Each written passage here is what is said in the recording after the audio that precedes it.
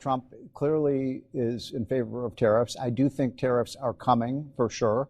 I think that the main target will be China because Trump, I think, rightly regards China as not just an adversary, but an enemy and a dangerous enemy. And so China is going to, I think, feel the effects of these tariffs.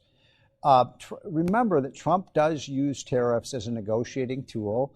I always tell people, if you want to understand Trump, you have to read his book, The Art of the Deal, because he really is quite an amazing deal maker. And already, just in the last couple of weeks, he's been able to get Colombia to agree to take migrants. Canada is saying maybe we'll put more people at the border and keep the drugs out.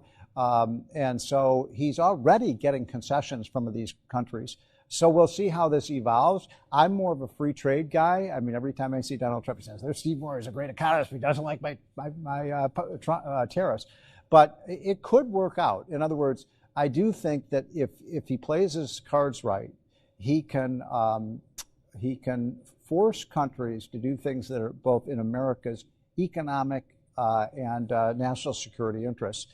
He did that, by the way, in the first term pretty well, with, for example, getting Europeans to pay more for their defense and getting Mexico to help more on the border. So he's done this before, and I think you'll see more of the same. The reaction's been really interesting, though. On the one hand, there are plenty of people like yourself who say Trump uses these tariffs as a tool of leverage. But the Wall Street Journal, for example, just in the last week, called this the dumbest trade war in history. What are they getting wrong?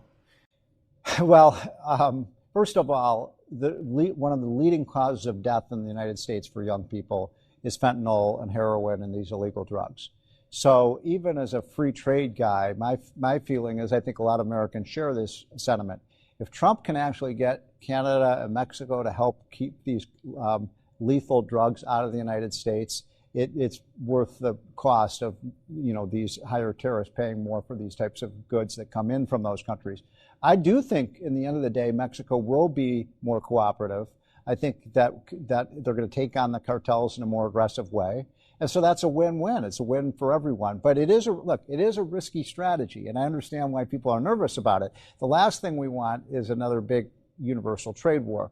But I know if Donald Trump were here, he'd say, well, we're already in a trade war. It's just that we've been losing, and now we're going to start winning. You mentioned that the last U.S.-China trade war, I'm talking around 2018, 2019, didn't necessarily bring China to its knees.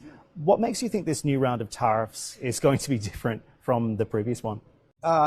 Because the reason that the United States is going to win this, I don't know, it's not really a trade war right now, it's going to be a trade skirmish, although it may evolve into a trade war, and Trump gets this.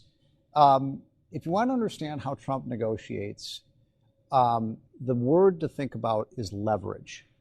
If I'm negotiating with you on something and I have leverage over you, I'm going to win that negotiation.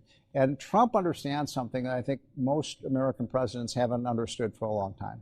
We have leverage over every single country in the world.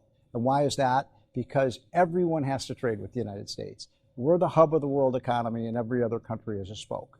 And no country is more dependent on the U.S. Consumer market than China. I mean, you want to see China go into a severe depression, you cut off their trade with the United States. And Trump knows that they know that.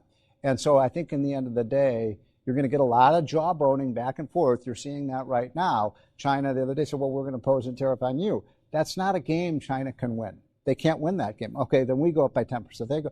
They're just going to destroy their... Now, look, trade wars are not good for either country. But their pain threshold, I think, is a lot lower than ours is because their already economy is not doing all that well. If they lose that export market to the United States, they're done.